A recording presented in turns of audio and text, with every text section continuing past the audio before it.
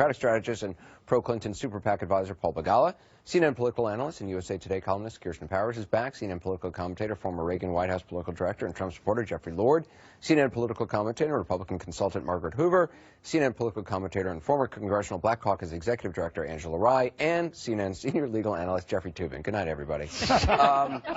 Jeffrey, before we talk about why Donald Trump is tweeting this out, not just about what was happening in Hampshire, but also maybe the politics behind it or the media strategy behind it, just the legality of this. This has been asked and answered by the Supreme Court, the constitutionality of the American flag, as distasteful as burning the American flag is. Two things, actually, in that tweet have been settled by the Supreme Court. One is the more famous issue, which is in 1989 and 1990, the Supreme Court said there is a constitutionally protected right to burn the American flag. It is protected under the First Amendment. The other thing the Supreme Court has said is that the right to citizenship is a constitutional right. So a court can't take it away from you. It's like having the right to a lawyer when you're charged with a crime. The court can't sentence you to no lawyer in court. They can't take away your citizenship. They can put you in jail, they can execute you, they can take away your right to vote, but there is no such thing as a sentence of taking away your citizenship. Jeffrey Lord, as a Trump supporter, does it concern you at all that the President-elect of the United States, in a single tweet, has gone against two parts of the Constitution, two things where the Supreme Court says are constitutionally protected, as distasteful as they may be? Well, first of all, I should say I do part company with him on this. I'm a strong believer in the First Amendment, which is why I'm with Justice Scalia on this, just as I was with Justice Scalia on Citizens United, the same thing, free speech. Politically speaking, I do think that this probably helps him. There is a lot of, for obvious reasons, very emotional attachment to the American flag. But do you think he understands, do you think he knows that in a single tweet he said two things which are against the Constitution? I honestly don't know, but I think it's good. He has, I mean, he's now President-elect of the United States, and all year we had people saying, you know, when he does these things, he's not going to get elected. He does them, I think, for a reason. They stir conversation. They get issues out there. They help people vent in some case. Well, I think you raise an interesting point. They stir conversation. Paul Begala, I want to go back to something you said last night, and let's talk, and you can talk about it again. It steers conversation, and it takes conversation away from other issues. And in fact, this takes conversation away from his last tweets, which were completely factually, there's no evidence of what he tweeted about millions of illegal voters voting for Hillary Clinton. Right. Now the discussion switches to this, which is kind of an age-old, obvious issue that's going to galvanize a lot of people. And at a very popular position, Jeffrey's right. It's not the law of the land, it's not what the Constitution says, but most Americans abhor flag burning. If we could, we would outlaw it, but we can't because we have freedom in the country. Right. Okay? But I think in this case, this is just a theory, I think he's trying to distract from some of the appointments he's making. He today seems to be stocking his cabinet with Washington insiders. Hey, good for him. He has a perfect right to pick his team. Elaine Chao, a former cabinet member in the Republican administration of President George W. Bush. Married to Mitch McConnell. The wife of the Senate Majority Leader, but a very accomplished woman on her own, fully deserving of at least a full vote. I mean, she seems qualified to me.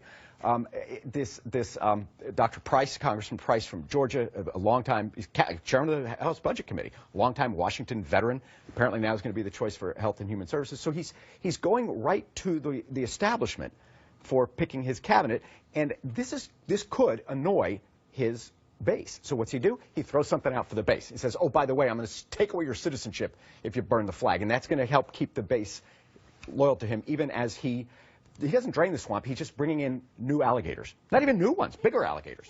Can I just offer an alternative view? Maybe there's no game theory here, right? Maybe this is not a big strategic sort of gotcha. Maybe he was watching a cable news channel that had a segment about Hampshire College on this morning and their flag burning, and maybe he tweeted about it 3 or 4 minutes afterwards. I mean, maybe this was a case. Margaret, just let me but that actually happened. One myth, one hope that let's this be very guy's clear. not nuts. Okay? That did happen. That happened. I didn't just create a scenario. That actually happened this morning.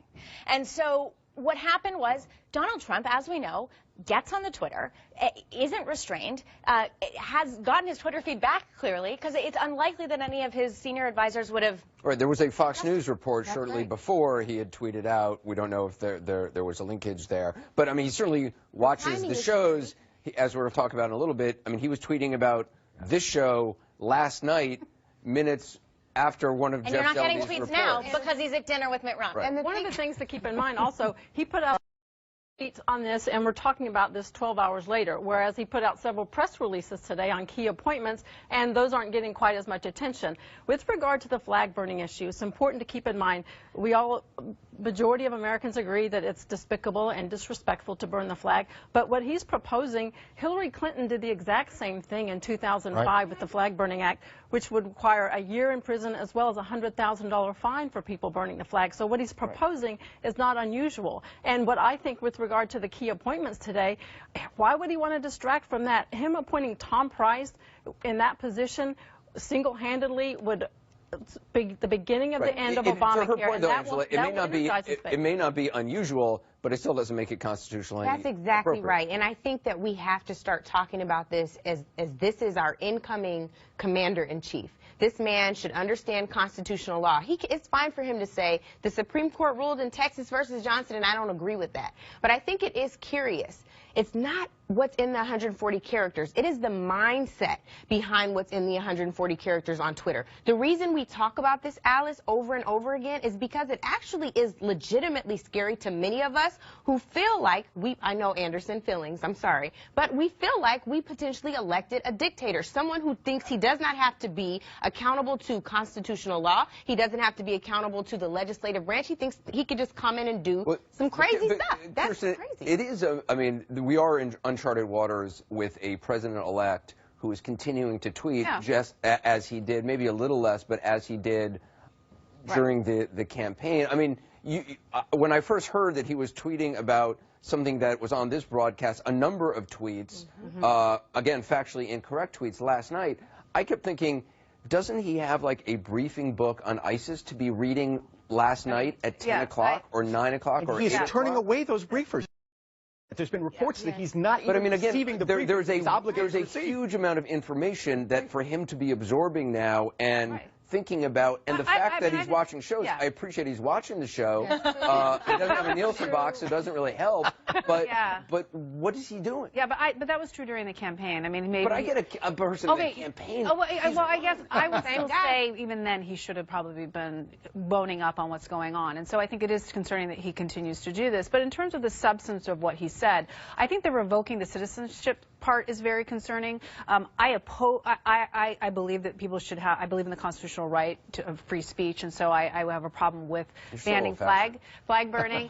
Yes, but I think that what he said, to Alice's point, to be fair to him, Democrats have supported supported this, and even though it is constitutionally protected, there have been repeated attempts to have constitutional amendments. So if he supports that, that's actually. I don't support it. I disagree with it. But it's actually not really out of the mainstream. It's the revoking the citizenship that's problematic. It's a question of why.